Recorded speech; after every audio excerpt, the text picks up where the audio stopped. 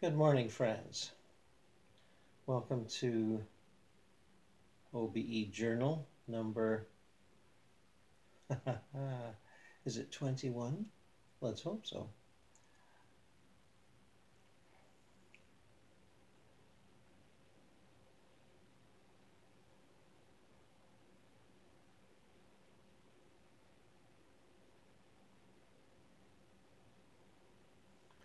As you explore your potential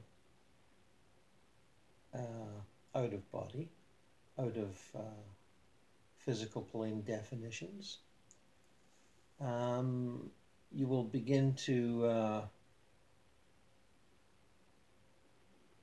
pass your sense of initial excitement, and although that could take quite a while, the exciting part is indeed exciting and exhilarating, thrilling.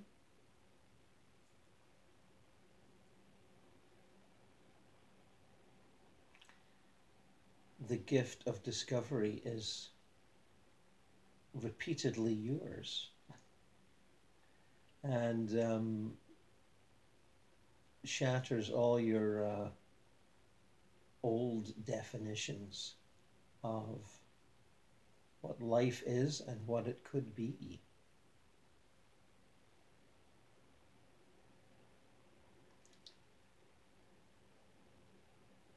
And then the question becomes, if there is indeed a question, is what is life then? And how does one share that life with others? Because many people will not have the experiences you're having and will not experience the expansion of possibilities. Some will feel that you are overindulgent, possibly going right off the track into nonconformist craziness, and are not to be listened to, if even treated politely. And that includes all stripes of people, religious people, non-religious people, people who feel that obsession with anything leads one to be a sort of unbalanced one-issue fanatic, and can give you many examples of acquaintances or friends of friends who have done this and have been quietly retired from civil society, or have moved into a small community of sharers who are equally sort of ignored.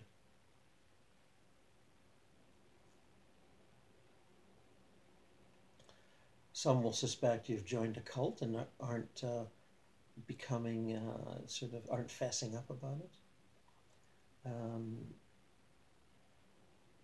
Some will just think you've gone downright weird, and even if they do admit that there could and probably is an afterlife, they don't think it's particularly healthy to be focused on it while living on this life.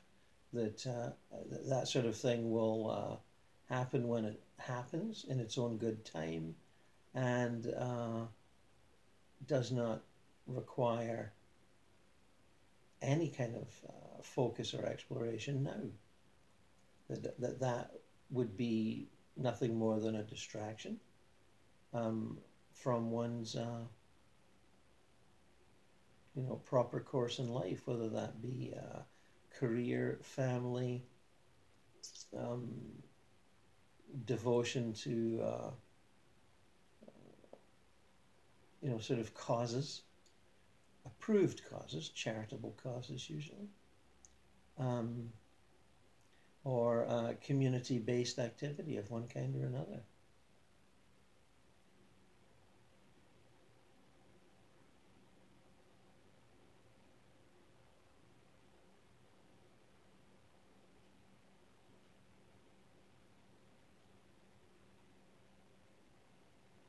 So once you've sorted that out for yourself and found a balance and like-minded souls that you can quietly share your interests with, you then become sort of, on a level with any other group or subgroup that has shared interests, no matter what those shared interests are. You're not in the mainstream. You're not contributing or participating in the mainstream culture, at least not very much, and learn to, live with that. And that is really, it's all just part of spiritual growth. And people and facilitators like myself in almost any tradition will tell you that. Out-of-body travel is, in one level is merely another aspect of spiritual growth, of which, meditating or yoga or extended periods of silent retreat, etc., etc.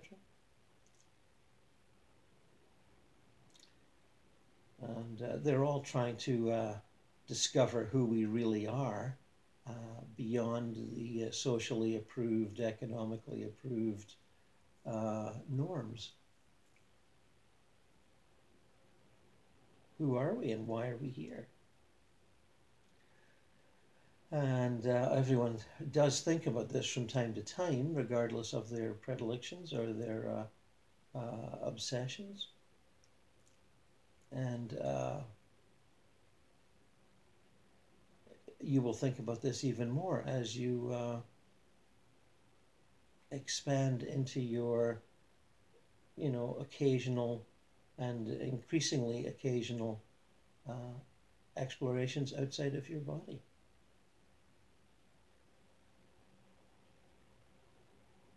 Certainly it does expand our definitions of ourselves, and sometimes in such an intense way that the experiencer would rather not think about it, would rather just be the experience, would rather just enjoy and absorb the experiences. Because trying to place definitions on the enigmatic and amazing occurrences can be not a particularly rewarding activity. Because no matter how you try to define yourself, okay, an eternal being, an expanded being, a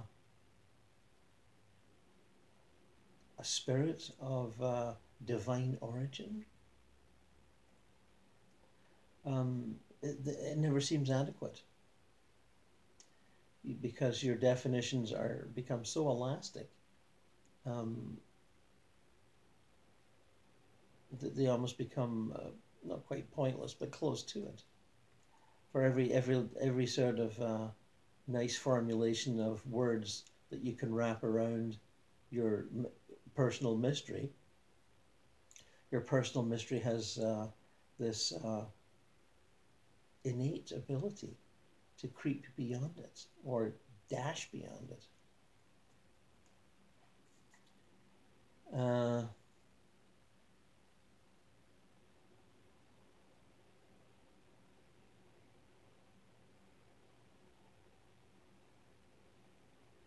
For example, in the astral plane, where all the dead people are, or most of them,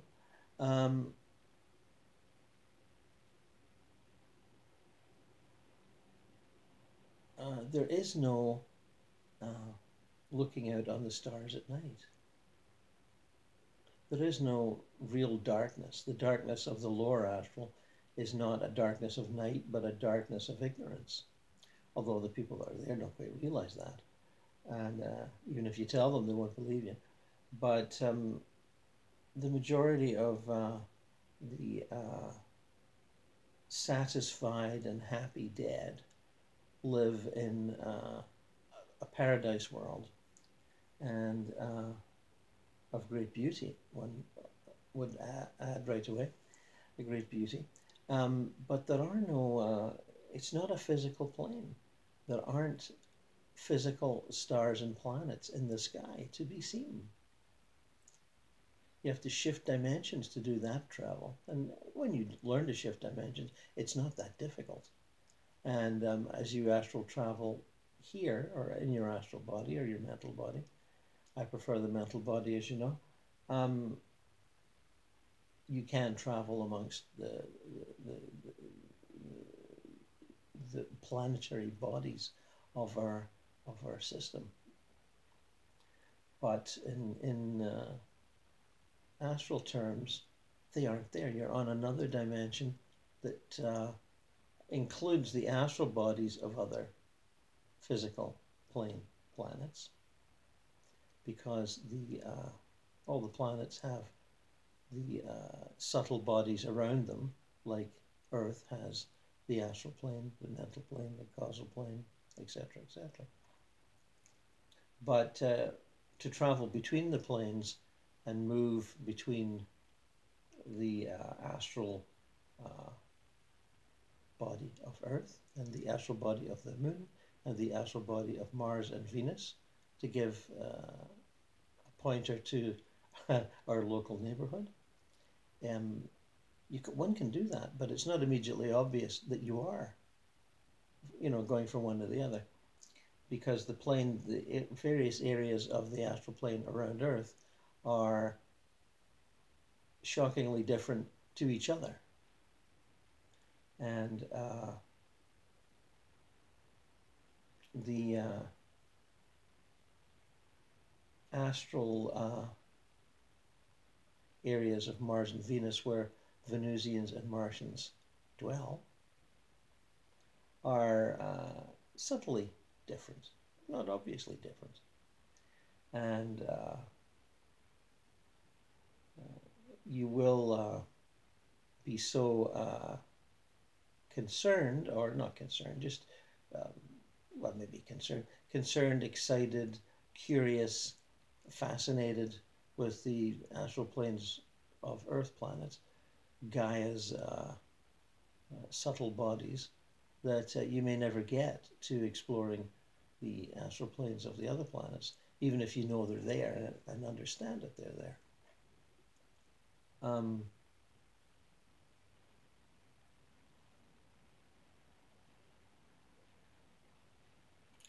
And as you, if you choose to do so, use your astral plane experience to acquire understandings of your past incarnations, as some of you have done and have told me about.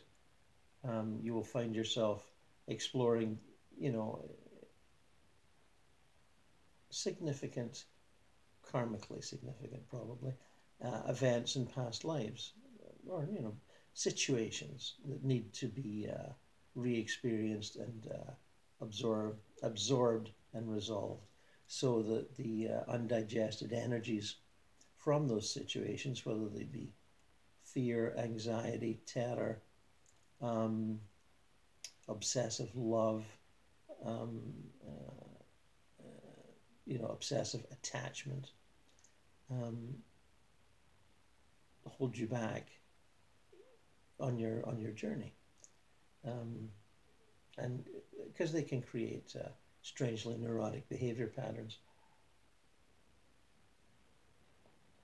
in the same way that conventional psychology will point to blockages into growth resulting from undigested traumatic episodes in childhood. And using that metaphor alone, I can say with confidence that these explorations, while helping to resolve certain issues, also complicate them. You start to see that there are large numbers of traumatic episodes, and challenging situations and seemingly unresolvable conflicts that keep cropping up. We all have enemies from past lives. Whether they're still enemies now is another story. And as incarnating souls, you may actually have arranged to be enemies to test yourself. And some would say that all that conflict is arranged ahead of time, depending on, you know, your focus on the archives of past life regression studies,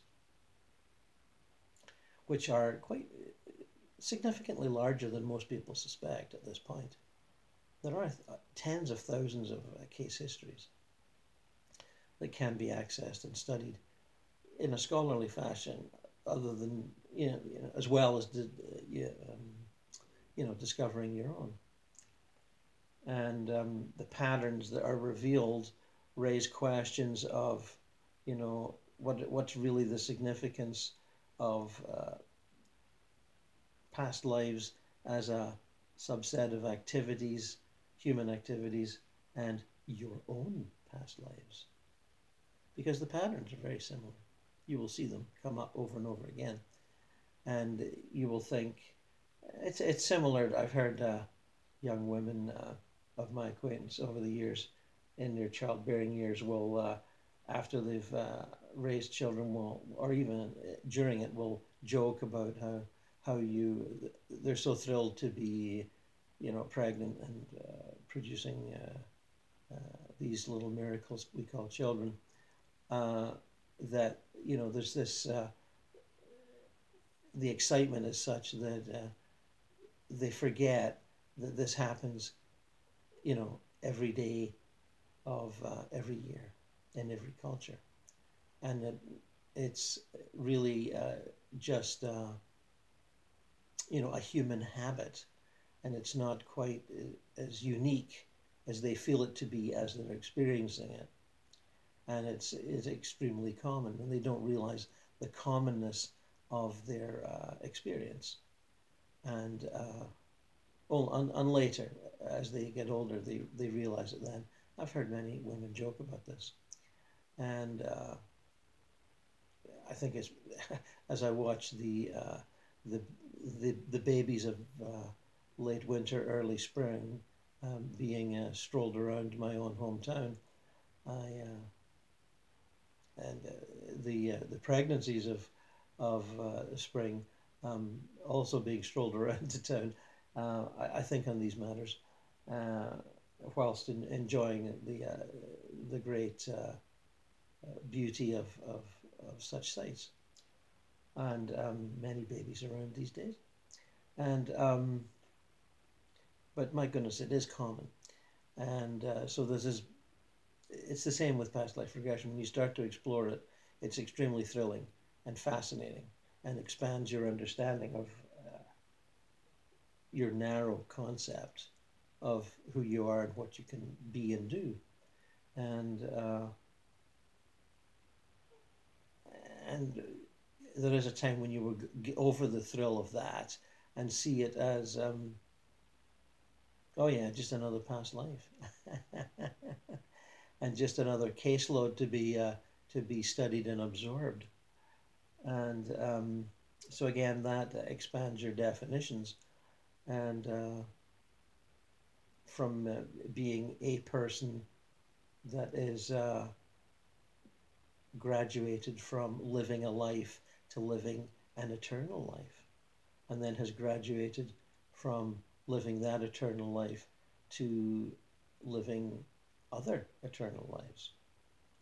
So the question then becomes, how many eternal lives do you have to lead in order to bust out of that definition of eternal life? Because eternal life, although a wide definition, is still a definition.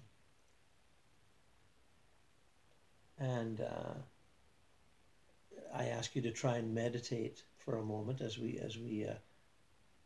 focus on this right now.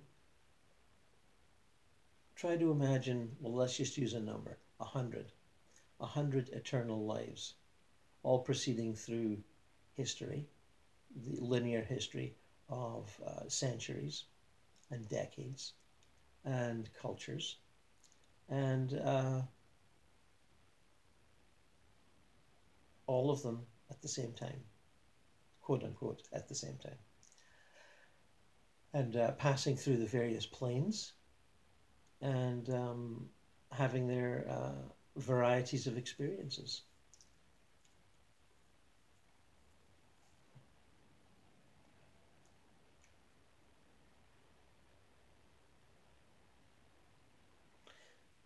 The various metaphors may occur to you: 100 fish in the sea, 100 birds in the sky, 100 humans attending a celebration,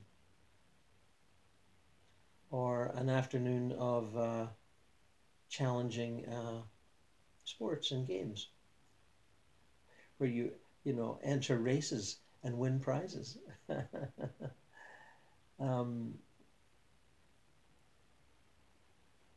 But it is an interestingly expanded definition, and can lead to an even wider, looser definition.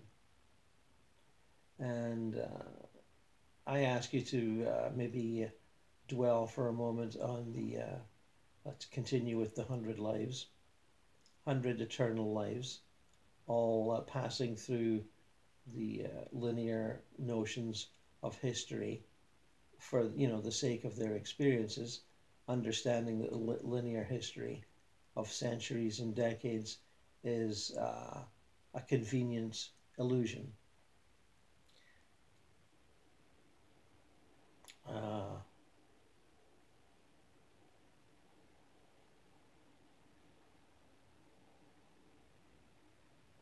Holding that in one's mind can lead to at least a partial understanding of the higher self, the monad that has agreed to populate this planet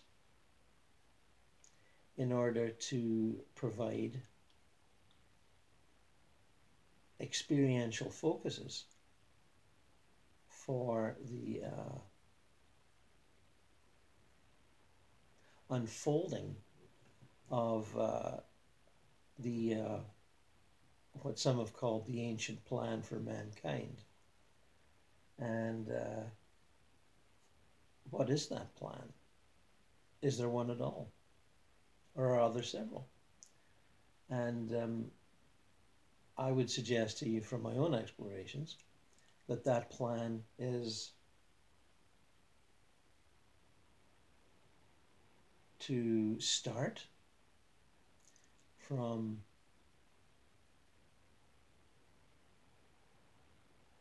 divine consciousness, divine understanding, that our perfect natures, our divine natures, are tested in various ways by coming into incarnation on physical planes and struggling through the challenges of that physical plane, which can be very, very basic. Surviving from day to day is what I mean by very, very basic. And fighting off predators while being a predator yourself. Whether that predatory nature is expressed in hunting, fishing, or primitive forms of agriculture, and just making sure that you live till the next morning, and obviously that's fairly primitive, but is how we started, and in the course of that, losing one's consciousness of divine origins of the heavens and paradises that we lived in before incarnating, and fighting through the seemingly tortured struggles and sense of meaninglessness as one looks around at one's ever decreasing family and community through the struggles of the physical plane, whether it be predators or warlike activity between tribes.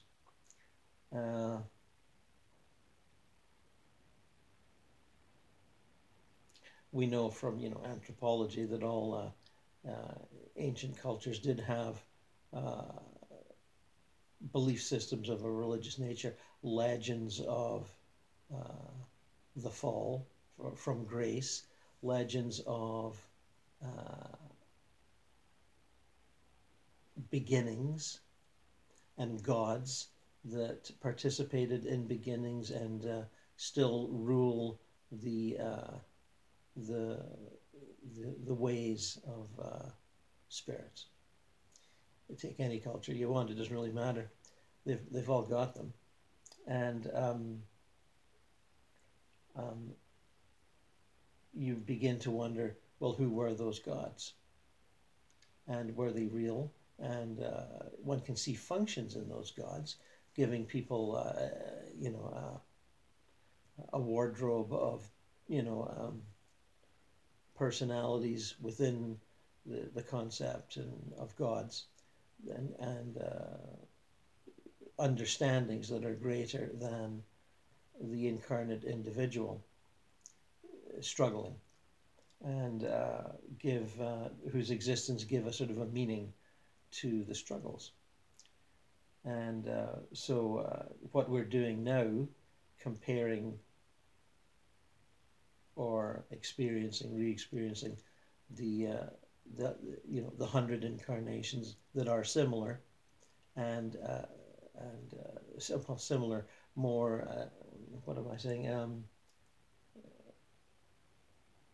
Running at the same time, essentially, but all passing through, eternal lives, and into incarnation and back out again in spirits, and then, coming back again.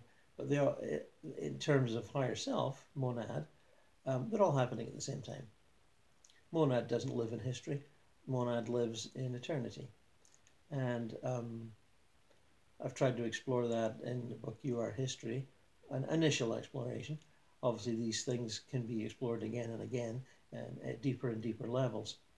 And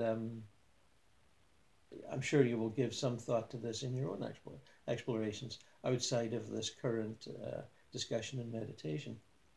And I would just offer this as a helping hand along the way.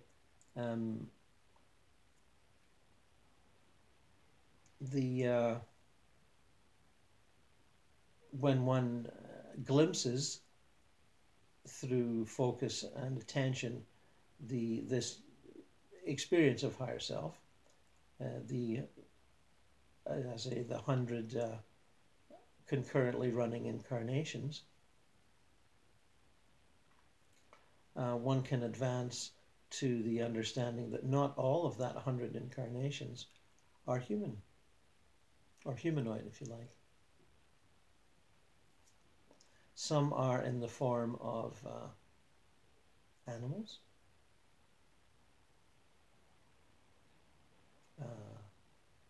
trees, rivers, and higher self does do that, projects part of its consciousness into, as I say, animals, fish,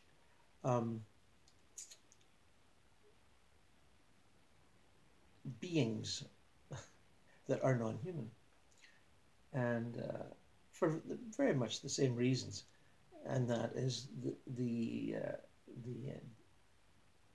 data that is derived from that experience.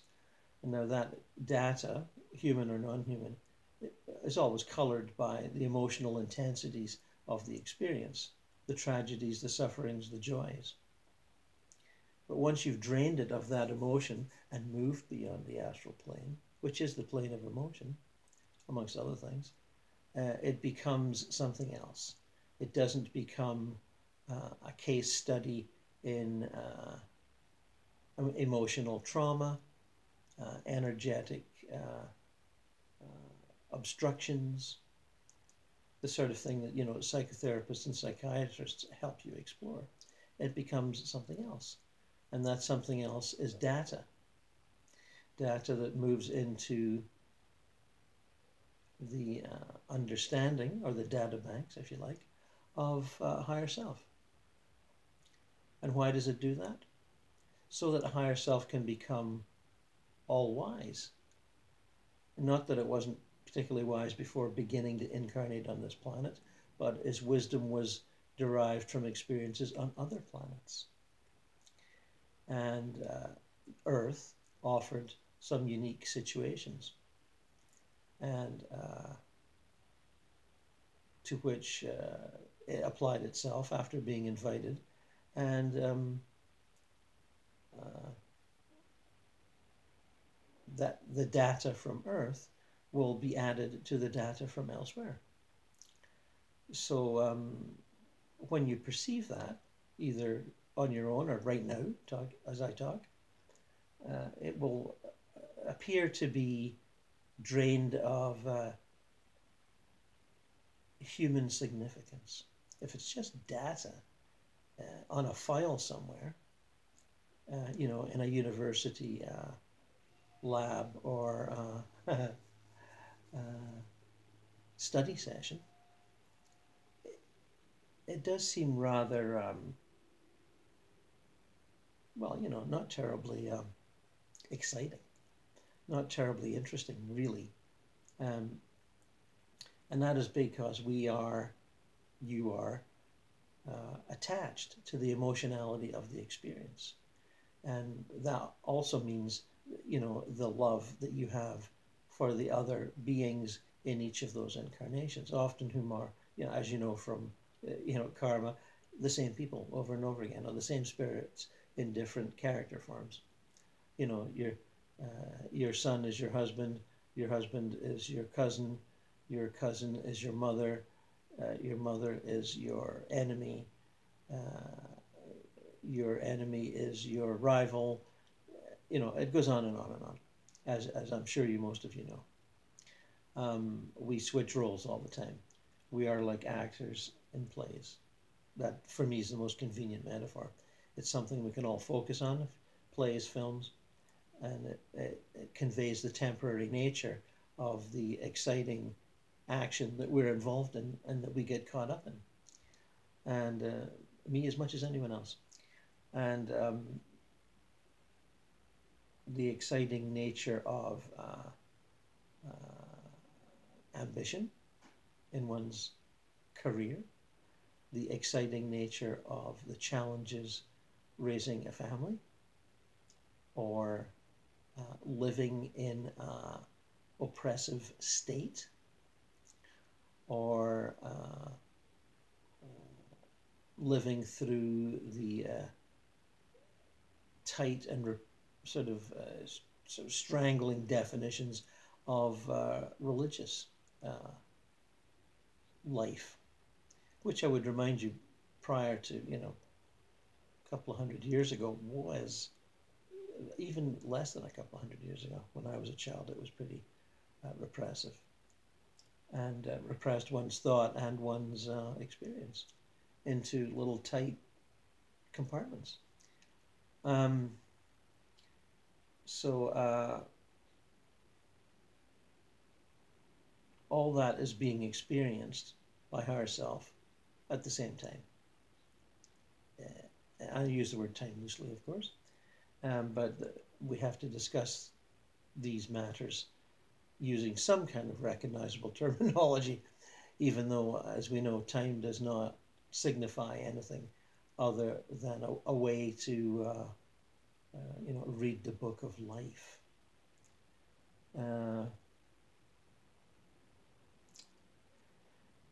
So there are stages where you will recognize the psychological, emotional, and mental reality of the struggles of past lives, as being equal to the struggles and joys of this life.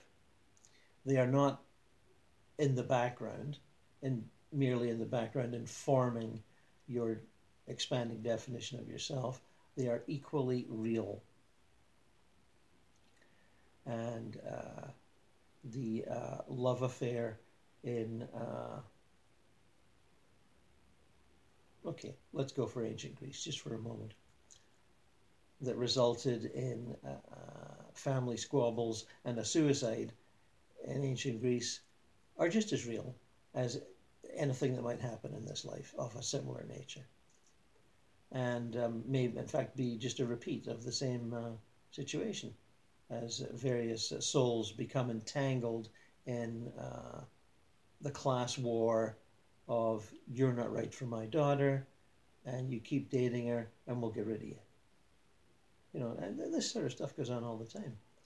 And look at the honor killings of Muslim women who refuse the mate they're handed, and are willing to, just as, you know, as a modern example. It's in a minority, but we know about it, and it does happen, and it certainly doesn't happen much here, where most of us who are following this set of explorations live, but we know that it happens. Well, all I'm saying is, past lives, it happened as well, and not necessarily just in, you know, those cultures in which it's happening now. I'm thinking of the various, in the tradition that I'm, you know, attached to, if you like, the Western traditions. I can think of many plays and folk songs where marriage partners were not, you know, approved of, and were murdered off stage.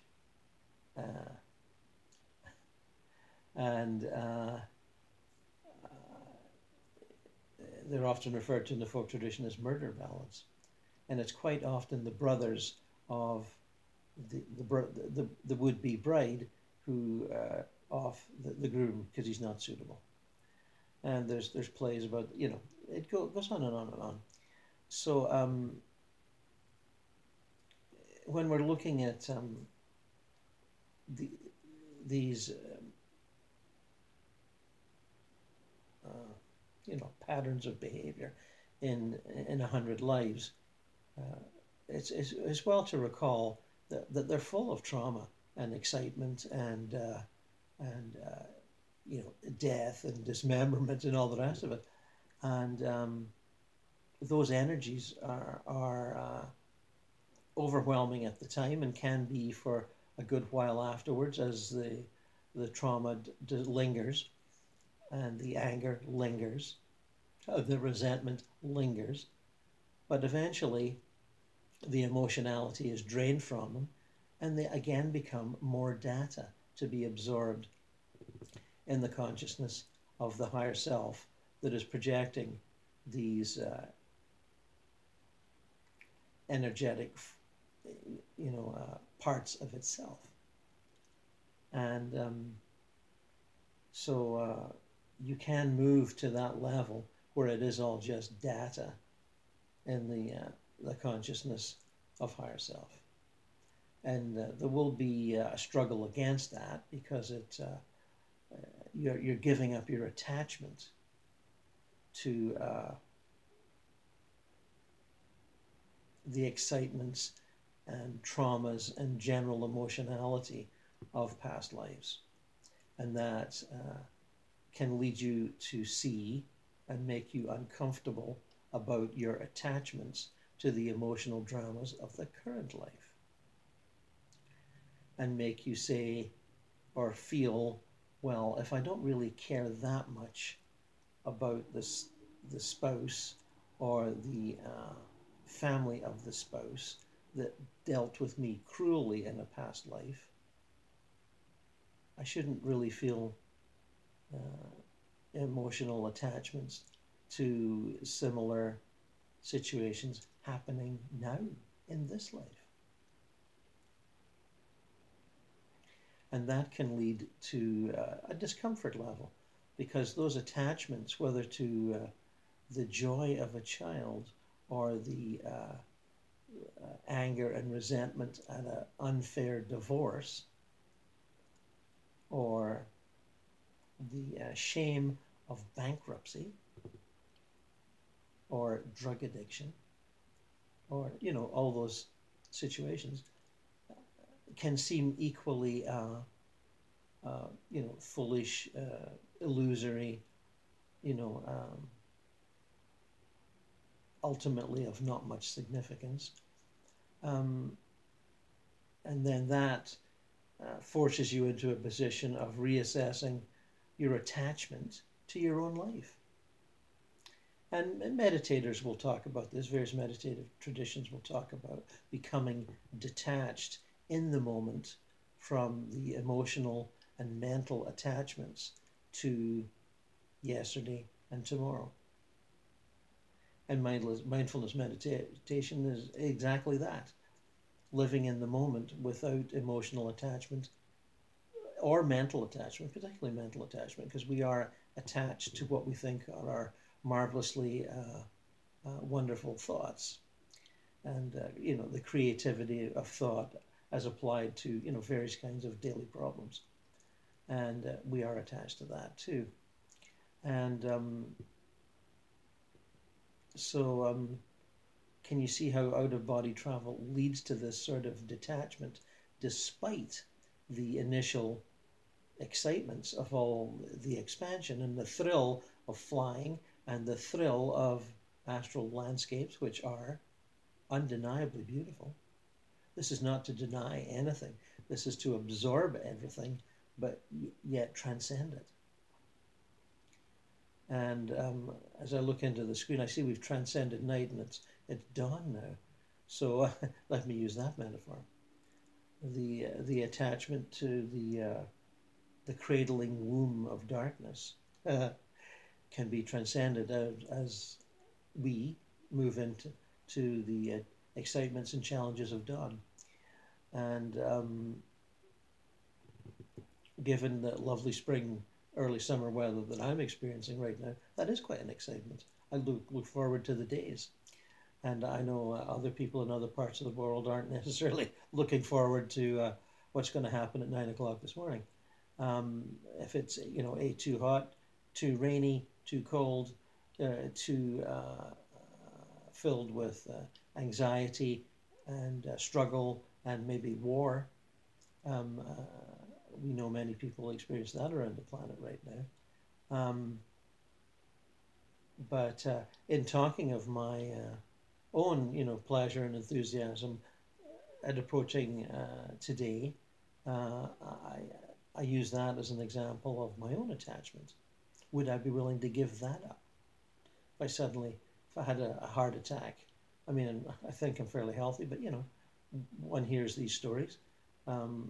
People who are not particularly old having heart attacks, and how would I feel as I had it? Let's say it was one that lasted 5 minutes. How attached would I be to Gordon's life, to Gordon's explorations, to Gordon's ability to be a facilitator and a teacher?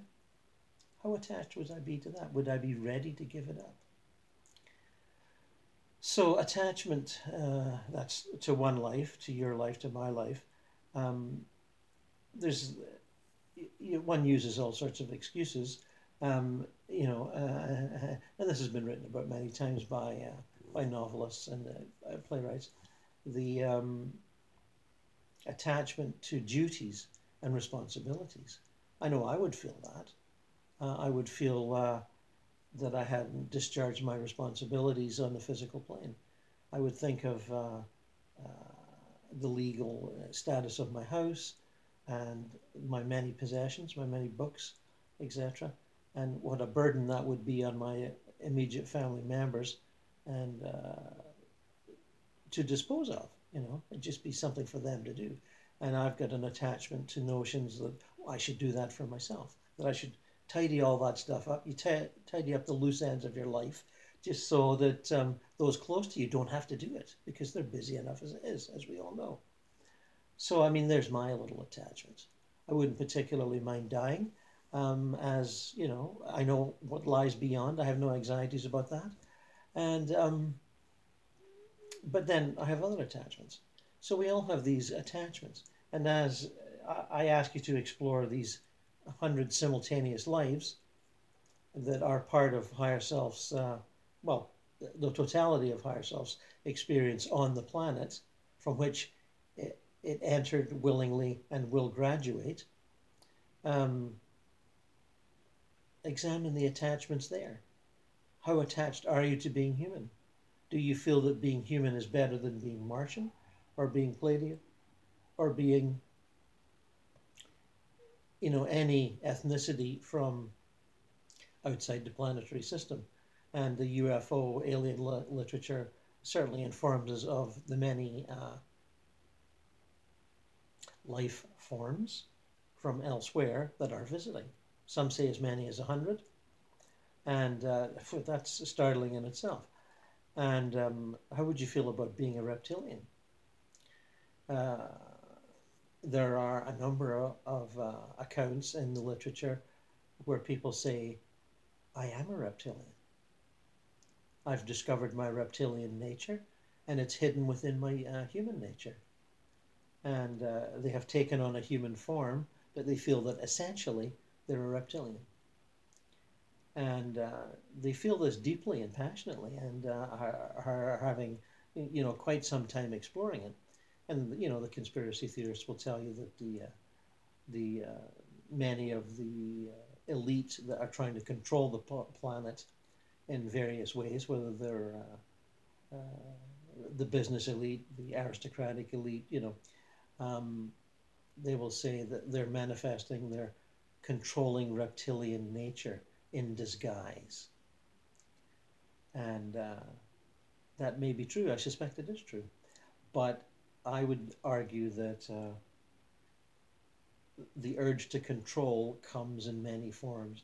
The urge to be the boss and run the show, either obviously like dictators do, or subtly and fraudulently as our own hidden secret governments and elites do.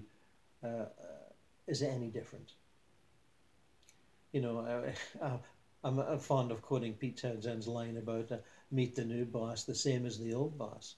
Well, that is an eternal truth. And it could have been plucked right out of a great Shakespeare play. And I think Pete knows that at this point. I think we all know it.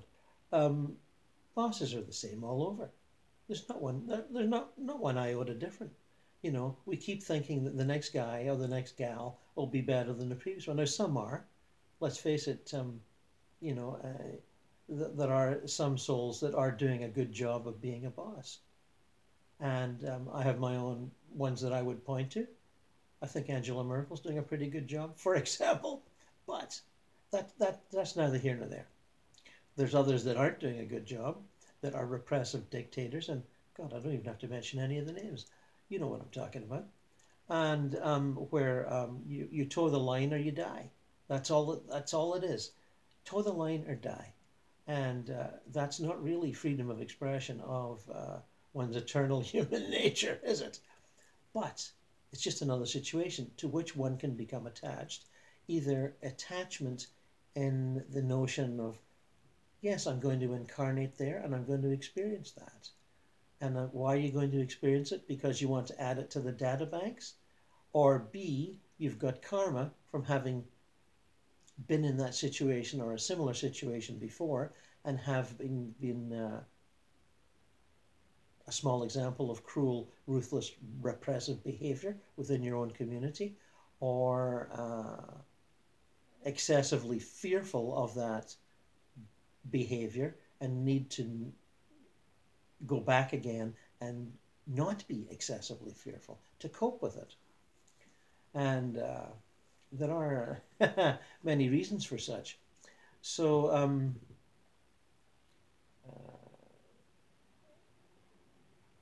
I think maybe I've come full circle or close to full circle at this point, and the giving up of attachments to the joys and sorrows and accomplishments, ambitions, accomplishments, and some of which are quite glorious. I would not decry the results of ambitions on Earth. There are many great creative activities that are fulfilled by all sorts of people. And for some reason, I keep thinking about architects and beautiful buildings. That's just, one aspect of it. We've talked to statesmen and artists, and, haven't talked to any architects yet, but maybe I should. And, but obvious examples. And the great beauties of cultures at their zenith, not as they build or decline, but at their zenith. The things that we like to keep, the things that we admire in museums or, archives, etc., etc. And but again, it's all about attachment to that. And as we move beyond those attachments, we again confront, well, who are we then? Because we're not defining ourselves as the human being that's attached to all the ruthless destruction that it participated in and feels guilty of, or the attachment to the joys and pleasures of loving others unconditionally, which as old souls we get to. We drop all that possessiveness and jealousy and experience unconditional love. The sort of thing that a mother feels for a baby, you feel for everyone. And there's an attachment there too. It's all attachment. You exist beyond all these definitions. You are not your emotions. You are not your thoughts, no matter how creative they are. You are not the loving being that you think you are. You are not the jealous, competitive, nasty little criminal hiding in the basement either. You are not addicted to anything other than maybe incarnation. And this notion that by being incarnate, you become better. There's an attachment there too. It's all attachment. And when one becomes detached, what does one become? I would suggest, and this is an ongoing suggestion, not a final definition, that we are merely eternal beings exploring the various universes of form. And that beyond that, we are specks of highly intelligent and mobile beings of light existing in a sea of light, all of which is fully understanding of all the possibilities of manifestation. When I say possibilities of manifestation, I'm going from leaves, rocks, flowers, fairies, humans, fish, animals, trees, angels, archangels. They're all possibilities of manifestation. And you will pass through them all at various times. Maybe not yet, but you will pass through them all. And at the end of that, what is there? Divine understanding, divine consciousness.